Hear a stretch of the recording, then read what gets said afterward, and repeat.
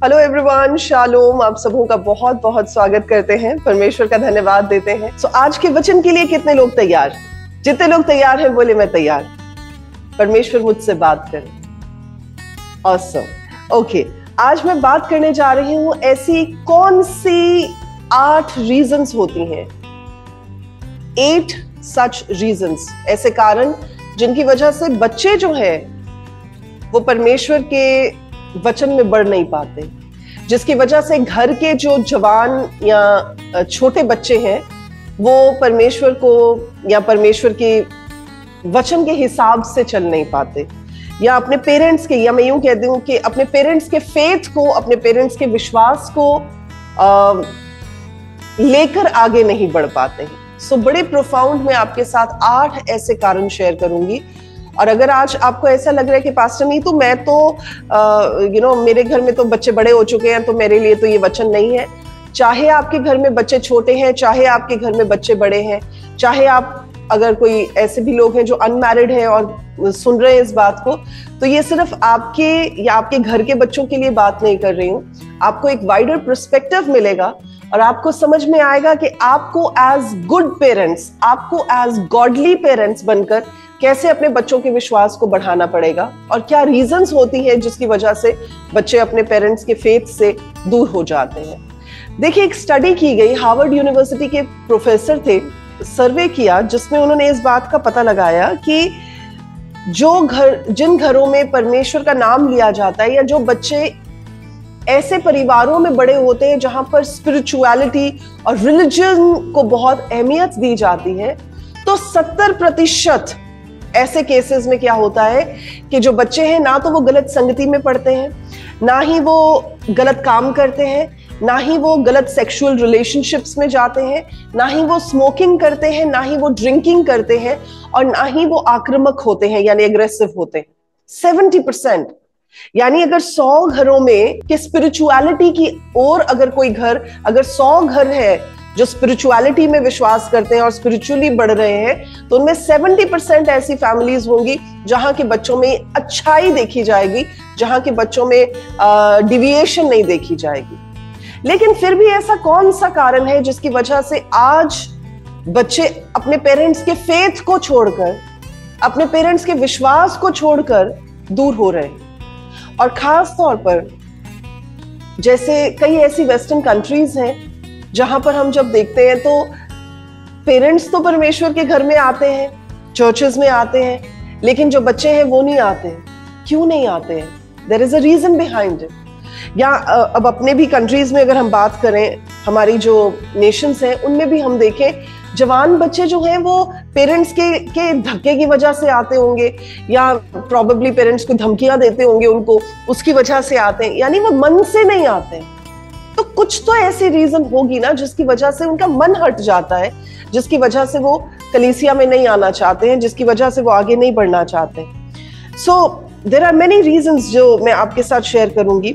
Okay, सबसे पहली चीज कि क्यों बच्चे अपने पेरेंट्स के फेथ को छोड़ देते हैं, वो इसलिए क्योंकि पेरेंट्स जो है वो अपने फेथ को मॉडल नहीं कर पाते। कहने का मतलब ये है कि जो वो बोलते हैं वो प्रदर्शित नहीं कर पाते, यानी उनका बोलना, यानी उनके वर्ड्स और उनके एक्शंस जो है वो मेल नहीं खाते हैं। जहां जहां बच्चे देखेंगे कि उनके पेरेंट्स का फेथ, उनके बोलने की बातें डिफरेंट है और उनका एक्ट करने का तरीका अलग है, वहां वहां बच्चे ठोकर खाएंगे। और बड़ी इंपॉर्टेंट ये बात है कि वो देखते हैं कि बात तो हमारे पेरेंट्स कुछ और करते हैं, पर जब एक्शन की बारी आती है तो उनका नजरिया कुछ और होता है, उनका तरीका कुछ और होता है। तो वहां पर वो बच्चे जो है वो फ्रस्ट्रेशन के साथ, वो गुस्से के साथ, वो कंफ्यूजन के साथ भर जाते हैं, और उन्हें समझ में आ जाता है कि नहीं, इसका मतलब कि फेथ में कुछ नहीं रखा है, विश्वास में कुछ नहीं रखा है, क्योंकि हमारे माँ बाप भी विश्वास में नहीं बढ़ पा रहे, हमारे माँ बाप भी विश्वास के अनुसार नहीं चल पा रहे, हमारे माँ बाप भी सिर्फ बातें करते हैं और उसको एक्ट नहीं कर पा रहे। तो इसलिए जो बच्चे हैं वो ठोकर खाते हैं और वो कलीसिया में नहीं जा पाते। अब अगर हम बात करें कि अपने फेथ को आप एग्जिबिट कैसे करते हैं, देखिए, विश्वास सिर्फ ये नहीं होता कि आप डिनर टेबल पर बैठे, आपने खाना खाने से पहले प्रार्थना कर ली और आपने बच्चों को सिखा दिया जी प्रार्थना वाला जीवन होना चाहिए। It doesn't happen like that, ऐसा नहीं होता है। तो क्या बेसिकली है, वो देखते हैं आपकी लाइफ को, वो फॉलो करते हैं, आपकी लाइफ को वो स्टडी करते हैं, आपके मॉडल को वो देखते हैं, और इससे ज्यादा कि आप अपने शब्दों के साथ उन्हें परमेश्वर की ओर लेकर जाएं, वो आपकी लाइफ और आपकी लाइफस्टाइल को देखकर परमेश्वर के पीछे चलते हैं। So if you are the right kind of a model. अब मॉडल्स क्या होते हैं, बच्चे लोग क्या करते हैं, मॉडल्स को देखते हैं ना कि हाँ फला फला सुपर मॉडल है, उस मॉडल ने ऐसे कपड़े पहने हुए थे, उस पर जच रहे थे, तो मैं भी ये ट्राई करके देखूंगा।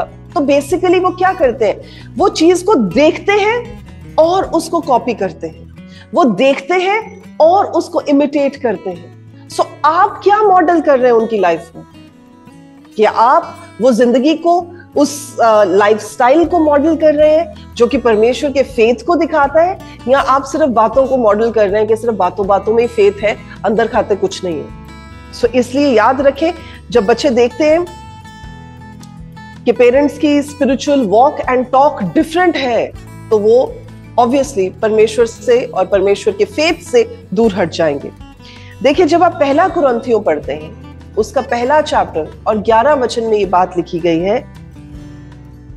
मैं इस बात को बहुत बार अपने घर पे भी बोलती हूँ, follow me as I follow Christ, और इंग्लिश की एक ट्रांसलेशन में लिखा है imitate me as I imitate Christ, यानी कि जैसा मैं प्रभु यीशु मसीह के पीछे चलता हूँ वैसे तुम भी मेरे पीछे चलो। और मैं तो बहुत बार अपने बच्चों को ये बात कहती हूँ, follow me as I follow Christ, तो कि जैसे मैं परमेश्वर के पीछे चलती हूँ तुम भी परमेश्वर के पीछे चलो। सो ये एक ऐसा वचन है जो मुझे लगता है हम सब पेरेंट्स के लिए बहुत इंपॉर्टेंट है, और हमें इसे अपनी जिंदगी का आधार मान लेना चाहिए कि जैसे हम चलेंगे, जैसे हम करेंगे, जैसे हम परमेश्वर के चेहरे की ओर ताकते हुए बढ़ेंगे, वैसे ही हमारे बच्चे भी हमारे पीछे पीछे चलेंगे। और जहां वो तालमेल खराब होगा वहां पर ऑब्वियसली वो परमेश्वर से पीछे हट सकते हैं। दूसरा पॉइंट, जब पेरेंट्स संडे को कुछ और दिखाते हैं और पूरे के पूरे हफ्ते में कुछ और दिखाते हैं, यानी संडे को वो डिफरेंट इंसान बन जाते हैं और पूरे के पूरे हफ्ते में वो अलग इंसान बन जाते हैं, तो याद रखें बच्चे कभी भी परमेश्वर के पीछे नहीं चलेंगे, क्योंकि उनके लिए प्रभु को फॉलो करना हिपोक्रेसी हो जाएगी। मतलब उन्हें ये लगेगा ये तो कपट की जिंदगी है, ये तो कपटियों की तरह जीने वाली बात हो गई कि संडे को सबके सामने आपका एक अलग चेहरा है और पूरे हफ्ते में आपका एक अलग चेहरा है। तो ऑब्वियसली वो कभी भी परमेश्वर को और परमेश्वर के वचन को और परमेश्वर की बातों को सीरियसली नहीं ले पाएंगे, इसलिए क्योंकि वो जानते हैं कि जी ये तो ड्यूल पर्सनालिटी है। हमारे माँ बाप तो संडे को बहुत धर्मी बन जाते हैं और पूरे के पूरे हफ्ते में वो ह्यूमन बीइंग्स बन जाते हैं। तो ऐसा लगता है कि संडे को वो हमारे घर में एंजल ही उतर आए हैं और बाकी दिनों में लगता है कि नहीं नहीं ये इंसान ही है। तो जहां जहां बच्चों को ये चीजें दिखाई देंगी, जहां जहां वो इस मिसमैच को देखेंगे, इस बात को देखेंगे, ऑब्वियसली वो ठोकर खाएंगे। एक चीज और आप समझें, अगर हम कलीसिया में कुछ एग्रेसिव बिहेवियर नहीं दिखा सकते, अगर हम कलीसिया में ध्यान रखते हैं कि हमारा बर्ताव एक दूसरे के साथ अच्छा होना चाहिए, अगर हम चर्च में एक दूसरे की बातों को सह जाते हैं, तो फिर बाकी दिनों में क्या प्रॉब्लम है?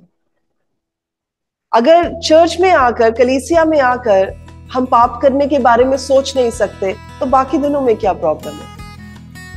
क्यों नहीं हम इस बात को समझते कि कलीसिया हाथ के बनाए हुए मंदिर को नहीं कहा जाता, कलीसिया उस जगह को कहा जाता है जहां पर परमेश्वर का आत्मा, जहां पर परमेश्वर की उपस्थिति, हजूरी वास करती। सो वो आपका घर भी हो सकता है। Your house, your home can be a church. आपकी फैमिली के लिए वही चर्च है। तो अगर आप कलीसिया में आकर, चर्च में आकर वेल बिहेव, वेल मैनर्ड, अच्छे स्वभाव के दिख सकते हैं, तो आपको घर में दिखने में क्या प्रॉब्लम? सो जहां बच्चों को ये दिखता है कि संडे चर्च में और घर में, वीकडेज में डिफरेंस है, वहां पर वो आपके विश्वास को कभी एक्सेप्ट नहीं करता है। आई होप हमें बात समझ में आ रही है। All right. सो जब हम परमेश्वर को अपनी जिंदगी के हर एक पहलू में ग्लोरीफाई करना, प्रभु को आदर देना सीख जाते हैं, तो हमारे लिए ये नहीं फिर मैटर करता कि हम कलीसिया में हैं या हम घर पे हैं। हमारे लिए बस यही मैटर करता है कि हमें परमेश्वर को आदर देना है, चाहे हम जिस भी जगह पर हैं, चाहे वो संडे है, चाहे वो मंडे है, चाहे वो फ्राइडे है, but we have to honour God. हमें परमेश्वर को आदर देना। सो जिस दिन आप इस बात को समझ जाएंगे, उस दिन आप हो सकता है अपने घर के लिए, अपने घर के लोगों के लिए, आस पड़ोस के लोगों के लिए, किसी के लिए भी एक बहुत अच्छा एग्जाम्पल सेट करने पाए। सो दूसरी रीजन ये है, और जहां पर आप देखें वचन में लिखा है, रोमन्स की किताब चैप्टर नंबर 12 उसके पहले आयत में लिखा है कि मैं परमेश्वर की दया तुम्हें स्मरण दिलाकर ये विनती करता हूं। So what is apostle Paul doing? पौलुस क्या कर रहा है? पौलुस विनती कर रहा है। वो कह रहे हैं, हे भाइयों और बहनों, मैं तुम्हारे सामने इस बात के लिए रिक्वेस्ट कर रहा हूं कि क्या करो, अपने शरीरों को परमेश्वर के सामने भला, भावता, जीवित, पवित्र करके परमेश्वर के सामने भेंट चढ़ाओ। So that is our living sacrifice, that is जो हम परमेश्वर के सामने रखते हैं। तो ऐसा नहीं होता कि संडे को वो सैक्रिफाइस हम दे देते हैं और बाकी दिनों में हम वो सैक्रिफाइस वापस ले लेते हैं। सो आई होप हमें ये बात समझ में आ रही है कि हमारे लिए कितना इंपॉर्टेंट है हर दिन परमेश्वर को आदर देना। तीसरी चीज, बहुत सारे पेरेंट्स ये सोचते हैं कि बच्चों को अच्छी शिक्षा देना, बच्चों को परमेश्वर के वचन में बढ़ाना सिर्फ और सिर्फ चर्च का, सिर्फ और सिर्फ कलीसिया का काम। तो जब भी आप उन्हें बोले कि अच्छा आपके बच्चों को आप इस काम के लिए कहें, तो वो कहेंगे आपको, पास्टर जी आप ही समझा दें। या अगर आप कहें कि आपके बच्चे लेट आ रहे हैं कलीसिया में, तो वो कहेंगे पास्टर जी आप इन्हें डांटे कि ये सही टाइम पर आए। अगर आप उन्हें कहेंगे कि अच्छा बच्चों को ना आप ये जिम्मेदारी सौंप दें, वो कहेंगे हमारी तो नहीं सुनते, आप ही बोल दें, आपकी सुनेंगे। अब मुझे एक चीज बताएं, ये तो बेसिक मैनरिज्म होते हैं ना, कि टाइम से आना, सही एटिकेट्स के साथ बिहेव करना, रिस्पेक्टफुली लोगों के साथ डील करना, ये तो बेसिक एटिकेट्स हैं। अगर हम घर पर अपने बच्चों को ये नहीं सिखा सके, तो हम कैसे उम्मीद कर सकते हैं कि पासवान जो है, पास्टर जो है, वही सिखाएगा? पास्टर क्या क्या कुछ सिखाएगा? सो ये काम पासवान का नहीं है कि हम जो बेसिक काम है, जो बेसिक बच्चों की अपब्रिंगिंग है, वो भी चर्च के ऊपर, वो भी कलीसिया के ऊपर छोड़ दें कि नहीं जी ये कलीसिया वाले ही सिखाएंगे, ये बेसिक चीजें भी कलीसिया वाले ही सिखाएंगे। आप सिखाएंगे, ये आपकी जिम्मेदारी है। एक बात याद रखिए, वचन बताता है कि the fruit of the वूम is a reward from the Lord, यानी कि जो गर्भ का फल होता है वो यहोवा परमेश्वर की ओर से रिवॉर्ड होता है। सो और जब आप वचन को पढ़ते हैं, वहां पर यह बात भी कही गई है कि हमारे जवानी के बच्चे हमारे हाथ में तीर के जैसे होते हैं। They are like arrows in our hands. तो हम एरोज को इधर उधर कहीं पे भी नहीं शूट कर सकते ना, वेस्ट थोड़ी करेंगे हम अपने एरोज को। वो हमारे हाथ में सौंपे गए हैं, वो हमें एंट्रस्ट किए गए हैं ताकि हम उन्हें सही शिक्षा देकर परमेश्वर में चलाएं। तो जब हम बेसिक चीजें ही ना बच्चों को सिखाएंगे, तो वो कलीसिया में जाके भी क्या एग्जिबिट करेंगे? अगर हम बेसिक चीजों में ही मार खा गए, तो हम कलीसिया से ये एक्सपेक्टेशन नहीं लगा सकते कि चर्च उन्हें सिखाएगा, एल्डर्स उनको सिखाएंगे, पासवान उन्हें सिखाएंगे। सो ये सबसे बड़ी गलती है जो पेरेंट्स करते हैं कि पूरी तरह से ही चर्च के ऊपर ही अपने आप को, अपने बच्चों को जो है जी छोड़ देते, आप ही सिखाएं, आप ही सिखाएं, आप भी तो कुछ सिखाएं। सो यहाँ पर भी बच्चे जो हैं वो फाउंडेशन ना सही मिलने की वजह से भी कई बार भटक जाते हैं। तो संडे स्कूल का काम क्या होता है? वो तो छोटे छोटे बच्चों को बीज बोना होता है, छोटे छोटे बच्चों की रूट्स को तैयार करना होता है। लेकिन घर जाके भी तो आप उनको जो है वापस से रिवाइज कराएंगे, उन्हें अच्छी बातें बताएंगे, उन्हें अच्छी शिक्षा देंगे। सो ये आपका काम एज पेरेंट्स होता है। चौथी चीज, जब पेरेंट्स इस बात पर ज्यादा तवज्जो देते हैं कि बच्चे स्टोरीज को याद कर ले, हाँ जी बाइबल की ये स्टोरी, दाऊद और गोलियत की स्टोरी को याद कर ले, गिदोन की स्टोरी को याद कर ले, शमशोन की स्टोरी को याद कर ले, और वो इस बात को भूल जाते हैं कि वचन सिर्फ स्टोरीज ही नहीं है, सिर्फ कहानियां नहीं है। एक्चुअली बहुत डीप बातें हैं, बहुत गहरी चीजें हैं जो वचन में हम सीखते हैं। तो जहां पर पेरेंट्स सिर्फ बच्चों को कहानियों तक ही लिमिटेड रखते हैं, तो बच्चे एक्चुअली उस बात की गहराई को और उसकी रियलिटी को समझ ही नहीं पाते जो वचन उनसे बात करना चाहते। तो अगर आज भी आप जिन कंट्रीज की मैं बात कर रही हूँ जहां बच्चे प्रभु से दूर हो गए हैं, तो वहां जाकर आप बच्चों को बोले ना कि आप why don't you come to the church, आप कलीसिया क्यों नहीं आते, आपको पता है वचन के बारे में? वो कहते हैं हाँ हाँ हमें पता है, हमने स्टोरीज सुनी हुई है। उनके लिए वो सिर्फ, उनके लिए बाइबल का जो वचन है वो सिर्फ स्टोरीज है, उनके लिए सिर्फ कहानियां हैं। कहानी अच्छी लगी, तालियां बजाई, बात खत्म हो गई, उन्हें पता ही नहीं कि वचन में क्या लिखा है। सो इट्स गुड कि आप अपने बच्चों को बाइबल की स्टोरीज से शुरुआत करवाएं, लेकिन वहीं तक लिमिटेड मत रखें। उन्हें वचन में गहराई में उतरने के लिए साहस दें। Give them the courage and encouragement. तो उत्साहित भी करें और उन्हें उस चीज के लिए साहस भी दें कि आप और गहरे में जाएं। परमेश्वर से कैसे सुनना चाहिए, परमेश्वर से कैसे बातचीत करनी चाहिए, प्रभु के एक वचन को पकड़ के कैसे उस पर मनन करना चाहिए। मुझे लगता है गलती कहाँ होती है, जहां पेरेंट्स को खुद ही नहीं पता करना क्या होता है। बस ये पता होता है हाँ जी हम परमेश्वर में, हम चाहते हैं हमारे बच्चे भी परमेश्वर में हो, हम चाहते हैं जी जैसे हम परमेश्वर के भवन में संडे के संडे जाते हैं वैसे हमारे बच्चे भी संडे के संडे कम से कम कलीसिया में जाएं।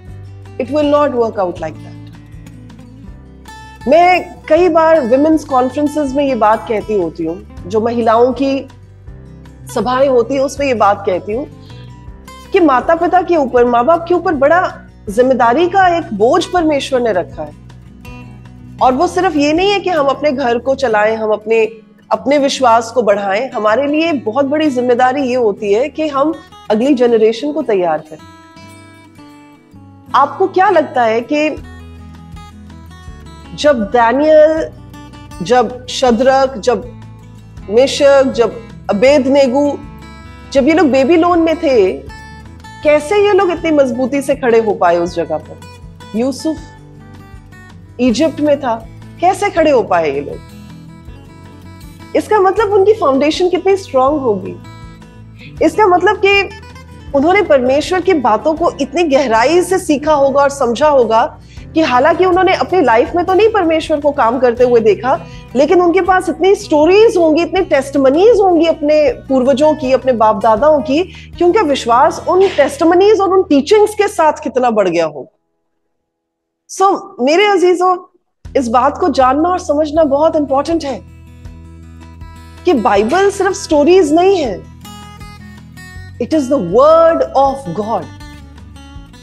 प्रभु के मुंह से निकली हुई बातें, वो बातें जो जिंदगी को बदल देती, वो बातें जो हालातों को बदल देती हैं, वो बातें जो मन को बदल देती हैं, वो बातें जो जिंदगी के किसी भी पहलू में लाकर आप रख देंगे तो ऐसा नहीं हो सकता कि परमेश्वर का काम ना आप देखने पर। सो इसलिए teach them to go deeper in the word of God, ताकि वो सिर्फ स्टोरीज ही ना सुनकर रह जाए। They should fall in love with God's word. प्रभु के वचन से प्यार करने वाले लोग बनने चाहिए। सो ये चौथी रीजन है। पांचवी चीज, जब पेरेंट्स रूल्स बना देते हैं घर में कि जी सोने से पहले तुम्हें वचन पढ़कर सोना है, या वो यूं कह देंगे घर से निकलने से पहले तुम्हें 5 मिनट कम से कम प्रार्थना करके निकलना है, और वो ऐसी भी बातें अटैच कर देते हैं साथ में कि अगर तुम ऐसे नहीं करोगे, अगर तुम ऐसे करोगे तो ऐसा हो जाएगा, अगर तुम ऐसे नहीं करोगे तो ऐसा हो जाएगा। दे attach rules instead of guiding them in a relationship with God। यानी परमेश्वर के प्रेम में, परमेश्वर के साथ एक निजी रिश्ते में बढ़ने से ज्यादा उनके लिए रिलीजन, उनके लिए फेथ, उनके लिए विश्वास जो है एक रूल बुक की मानद होता है कि अगर तुमने पाप किया तो परमेश्वर तुम्हें सजा देंगे, अगर तुमने ऐसा किया तो परमेश्वर तुम्हें देख रहे हैं। तो बच्चे क्या करते हैं, वो तंग आ जाते हैं पेरेंट्स की ऐसी बातों से। उन्हें लगता है कि इसका मतलब ये तो पनिशमेंट देने वाला परमेश्वर है, ये तो मैं सही नहीं करूंगा, सही नहीं चलूंगा, ये तो मुझे मार मार के मार ही देंगे। तो बच्चे के माइंड में क्या होगा, उसके माइंड में ये होगा कि इसका मतलब it is a very strict thing, मैं शायद उस लेवल पर ना जुड़ने पाऊं, शायद मैं उस बात को जस्टिफाई ना करना पाऊं, शायद मैं उस रिलेशनशिप में जो है कभी आने ही ना पाऊं। तो इसलिए बच्चे क्या करते हैं, वो स्लिप कर जाते हैं, वो बढ़ना ही नहीं चाहते परमेश्वर के फेथ में। वो कहते हैं ना बाबा ना, ये तो बड़ा मुश्किल काम है। लेकिन आपको उन्हें क्या सिखाना है? आपको उन्हें सिखाना है कि वो कैसे अपने पर्सनल रिलेशनशिप में परमेश्वर के साथ बढ़ सकते। कि परमेश्वर सजा देने वाले परमेश्वर नहीं है, प्रभु गाइड करने वाले परमेश्वर, प्रेम करने वाले परमेश्वर है, माफ करने वाले परमेश्वर है, मुहैया करने वाले परमेश्वर है, चंगाई देने वाले परमेश्वर है। So tell them what God is capable of, instead of कि आप रूल बुक पकड़ के और बच्चे को जो है वो इतना दुखी कर दे, इतना परेशान कर दे कि उसको यही समझाएं कि तुझे हर समय धर्मी रहना है, तुझे हर समय धर्मी रहना है। वो बोले जी इतना धर्मी तो रहा ही नहीं जा सकता। सो इसलिए focus on relationship, not on rules. Amen. तो ये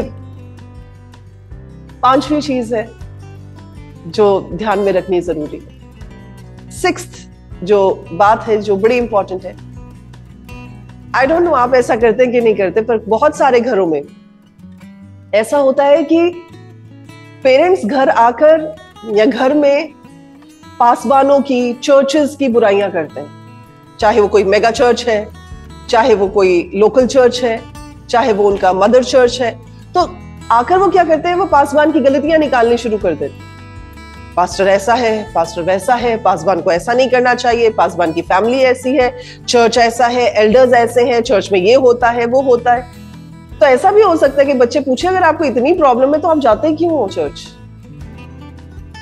सो when they see you complaining about the servants of God, जब वो आपको परमेश्वर के लोगों को, परमेश्वर के दासों को जज करते हुए देखेंगे, जब वो आपको परमेश्वर के लोगों के बारे में बुरी बातें बोलते हुए सुनेंगे, जब वो आपको लोगों के कपड़ों पर, लोगों की मैनरिज्म पर, लोगों के चाल चलन पर क्वेश्चन करते हुए देखेंगे, वो ठोकर खाएंगे ही खाएंगे।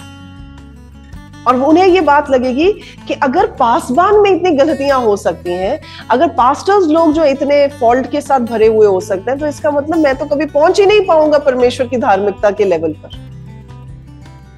सो जब आप अपने घर में बात करें, आई एम नॉट सेइंग कि आप, अगर आपके घर में कोई डिस्कशन होती है तो आप उसको ना करें। आप ऑब्जर्वेशन के साथ आप इस बात को जानते हुए बात करें कि जो ऑब्जर्वेशन है उसमें आप क्या कंट्रीब्यूट कर सकते हैं।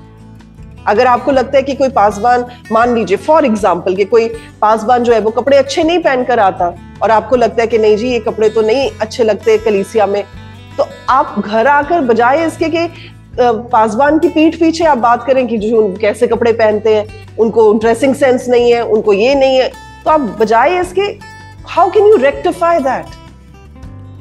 क्या आप पासवान से बात कर सकते हैं? क्या आप हेल्दी डिस्कशन कर सकते हैं? या आप उनको कोई अच्छे कपड़े गिफ्ट कर सकते हैं ताकि वो पहन कर आए? आप कैसे सोल्यूशन लेकर आ सकते हैं? So instead of finding faults कि जी क्या क्या चीजें हैं, क्या क्या गलतियां हैं कलीसिया में, अच्छा आज खाना अच्छा नहीं बना था, अच्छा आज सर्दी ज्यादा थी, अच्छा आज हीटर नहीं चल रहा था, अच्छा आज एसी नहीं चल रहा था, अगर आप इतनी गलतियां निकालेंगे आपके बच्चे कभी भी परमेश्वर के फेथ में नहीं बढ़ने पाए। आपको उन्हें दिखाना होता है कि हम एक दूसरे से प्यार करते हैं, हम एक दूसरे की गलतियों को सह जाते हैं, हम एक दूसरे के बर्डन को उठाते हैं, हम एक दूसरे को अपने आप से बेहतर समझते हैं, हमें एक दूसरे के साथ प्यार में होकर चीजों को सॉल्व करना है। व्हेन यू शो दिस, तब वो कलीसिया आएंगे। अगर आप इसके विपरीत दिखाएंगे, वो कलीसिया में कभी नहीं आएंगे। और कलीसिया में आना तो छोड़ दें, वो दूर से ही कहेंगे कि जी नहीं ये तो बात ही नहीं जमती है, ऐसा बन ही नहीं पाए, तो वो फेथ में से ही बाहर निकल जाएंगे। मैं चाहती हूं आप एक वचन नोट कर लें जो कि है एक्लियास्टिस की किताब, उसके चैप्टर नंबर 10, सबोपदेशक की किताब चैप्टर नंबर 10 और उसका वर्स नंबर 20। यहां पर ऐसा लिखा है, राजा को मन में भी शाप ना देना, यानी even in your thoughts do not curse the king, nor in your bedroom curse the rich, यानी कि ना तो धनवान को अपने कमरे में या कमरे की कोठरी में भी श्राप देना। ना तो राजा को श्राप देना है, ना किसी रिच बंदे को श्राप देना है, क्योंकि कोई आकाश का पक्षी तेरी वाणी को ले जाएगा, यानी कि for a bird of the air will carry your voice and some winged creature tell the matter. कोई उड़ाने वाला जंतु उस बात को प्रकट कर देगा। जबकि आपको ये लग रहा होगा कि आप तो घर पर बैठकर बात कर रहे हैं, आप तो अपने बेडरूम में बैठकर बात कर रहे हैं, आपको नहीं पता कि कौन सी बात कहां की कहां निकल जाएगी और कैसे वो प्रकट की जाएगी और कैसे वो किसी के सामने आएगी और उसका अंजाम क्या होगा।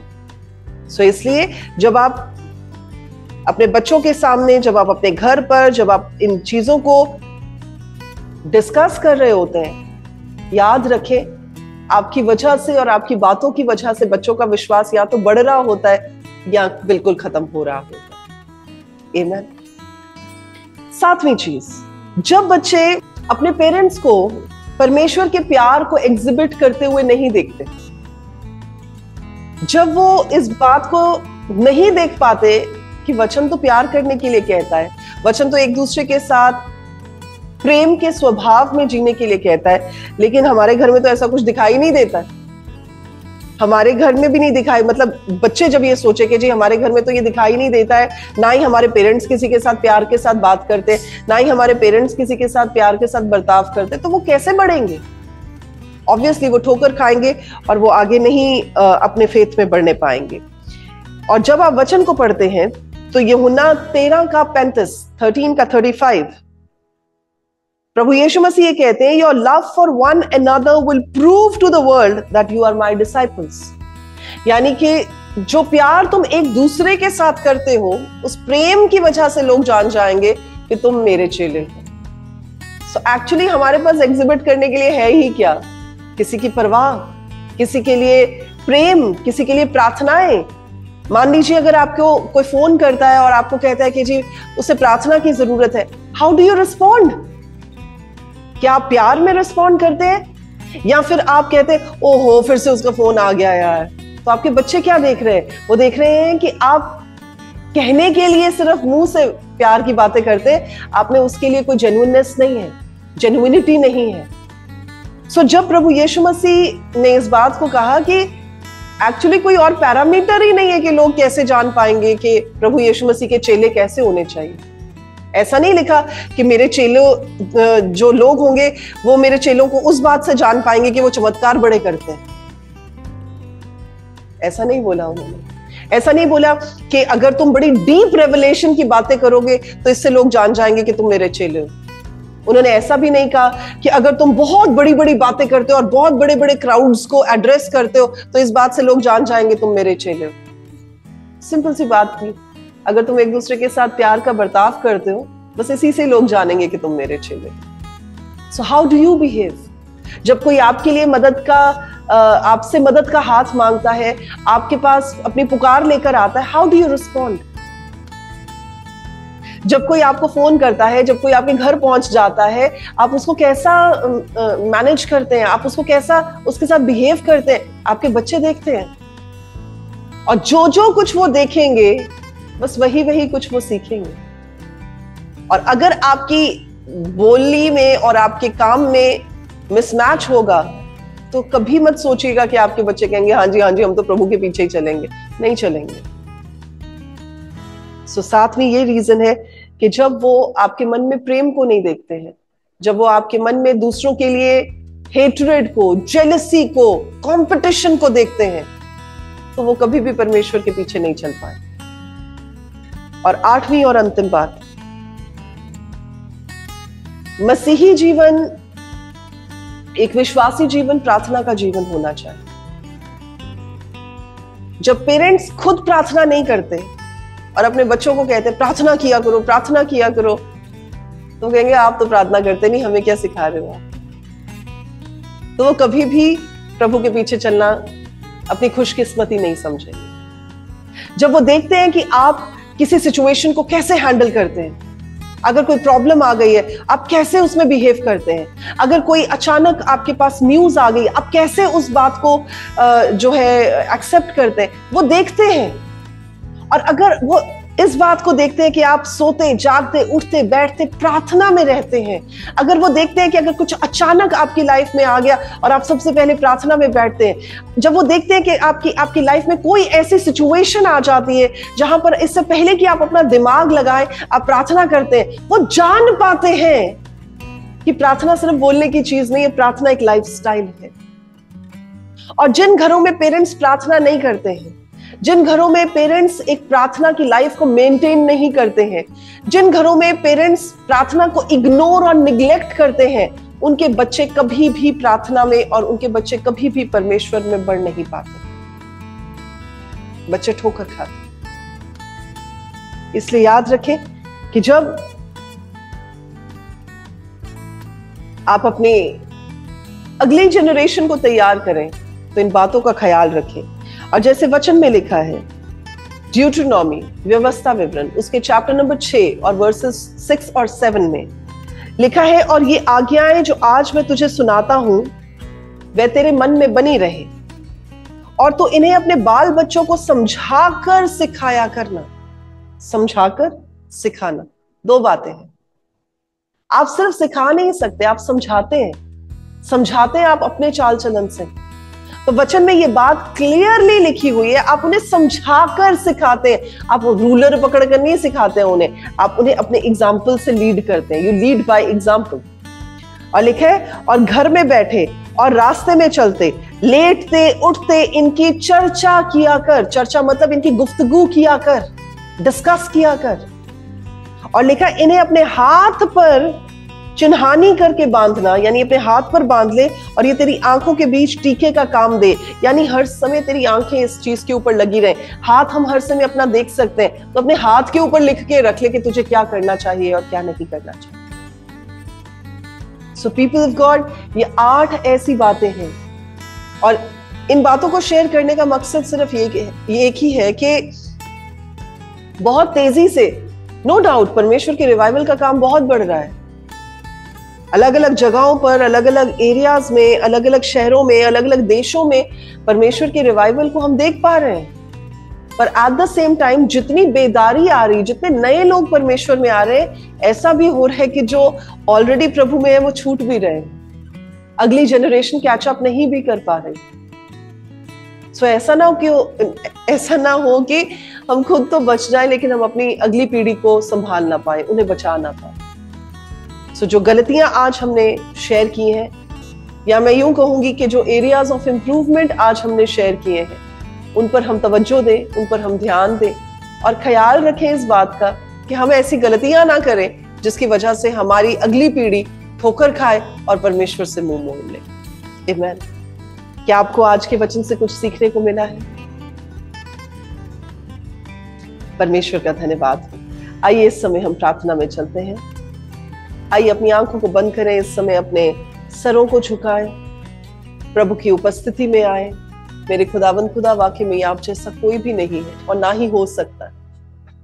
प्रभु, जैसे आप हमारी परवाह करते हैं, कोई हमारी परवाह कर ही नहीं सकता है। परमेश्वर, जैसे आप हमें सिखाते हैं, कोई हमें सिखा ही नहीं सकता है। जैसे आप हमें संभालते हैं, कोई संभाल ही नहीं सकता है। जैसे आप हमसे बात करते हैं, कोई हमसे बात कर ही नहीं सकता है। जैसे आप हमें उन्नत करने के लिए कार्यरत रहते हैं, कोई और कर ही नहीं सकता। प्रभु, आज मेरी प्रार्थना है कि हम सबों के मन को एक बार फिर से अपनी ओर मोड़े। आज अगर इस प्लेटफॉर्म पर इस वचन को सुनने वाला कोई भी जन ऐसा है जो किसी भी ऐसे पड़ाव में से निकल रहा है जहां वो इसलिए छूटता चला जा रहा है विश्वास में क्योंकि उसका मन टूटा है, क्योंकि उसने शायद अपनी प्रार्थनाओं के जवाब को नहीं देखा है, तो आज मेरी प्रार्थना है मेरे खुदावंद कि आपके लोग प्रभु जी उस उम्मीद को, उस आशा को दोबारा से देखने पाए।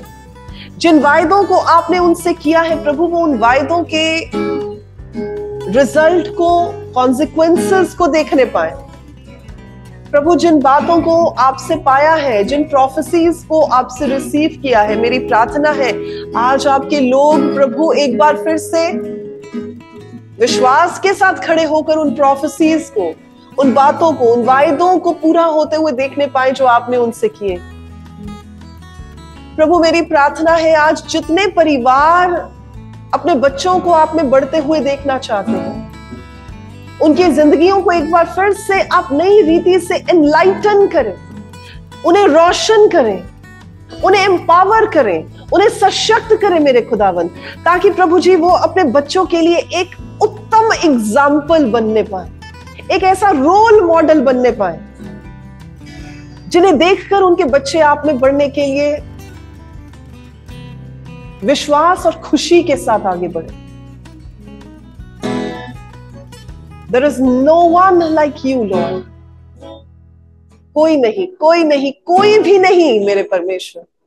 प्रभु आज आपने बड़ा इंपॉर्टेंट संदेश हम तक पहुंचाया है, और मेरी प्रार्थना है मेरे खुदावन खुदा कि आज ये संदेश हमारी जिंदगियों और हमारे घरों में आकर ठहर जाए, घर कर जाए, ताकि अगर हम में से कोई भी जन इस गलती को दोहराता आ रहा है जो आज हमने जानी है, तो प्रभु हम उन गलतियों में से उभर कर खड़े किए जाए, हम उन गलतियों में से बाहर आकर प्रभु मजबूती के साथ खड़े हो सके और अपनी अगली जनरेशन, अपनी अगली पीढ़ी को तैयार कर सके, चाहे हमारे घर पर, चाहे हमारी कलीसिया में, चाहे हमारी कम्युनिटी में। Thank you Lord. मैं खास तौर पर आपके घर में जवान बच्चों के लिए प्रार्थना करना चाहती हूँ। प्रभु इस समय मैं उन सभी जवान बच्चों को जो सुनने वाले घरों में रहते हैं, जिन तक मेरा ये संदेश पहुंच रहा है, प्रभु मैं प्रार्थना करती हूँ आपकी प्रोटेक्शन वाला हाथ इन सभी बच्चों के ऊपर आकर ठहर जाए प्रभु यीशु के नाम में। आपकी विजडम, आपकी अकल और प्रभु आपका भय इन बच्चों में आकर ठहर जाए प्रभु यीशु के नाम में। प्रभु आपकी ओर से आपके साथ चलने की भूख और प्यास इन बच्चों में आकर ठहर जाए प्रभु यीशु के नाम में। आपके वचन की गहराई में उतरने का एक जुनून इन बच्चों में आकर ठहर जाए प्रभु यीशु के नाम में।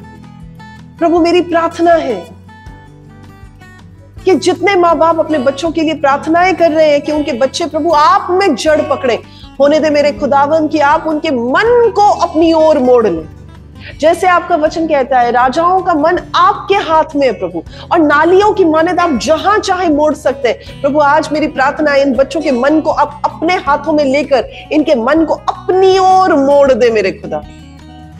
उनमें ये कन्विक्शन लेकर आए जो आपके पवित्र आत्मा की कन्विक्शन है, उनमें वो फेथ का इजाफा करें जो आपकी ओर से होता है, और आपके पवित्र नाम को प्रभु जी पकड़कर आपके विश्वास में बढ़ते हुए एक मिसाल कायम करने का। प्रभु जो बच्चे मैरिजेबल एज के, मैं इस समय उनके लिए प्रार्थना करती हूँ, उनके लिए राइट सूटेबल मैच लेकर आए मेरे प्रभु, और उन्हें अपने जीवन साथी के साथ मिलाएं। Thank you lord, thank you lord, wonderful lord, thank you, thank you, thank you. प्रभु आपको सारा आदर, सारा जलाल देते हुए इस प्रार्थना को बड़े ही विश्वास के साथ प्रभु यीशु मसीह के जीवित और सामर्थी नाम में होकर मांग लेते हैं। और प्रभु के सब लोग जो विश्वास करते हैं हाथों को उठाएंगे और कहेंगे आमीन और आमीन। प्रभु आए हुए प्रत्येक जन के लिए, इस प्लेटफॉर्म पर आज के वचन को सुनने वाले प्रत्येक जन के लिए और इनके परिवारों के लिए आपकी आशीष को बोलती हूँ। आई bless them in the name of Jesus.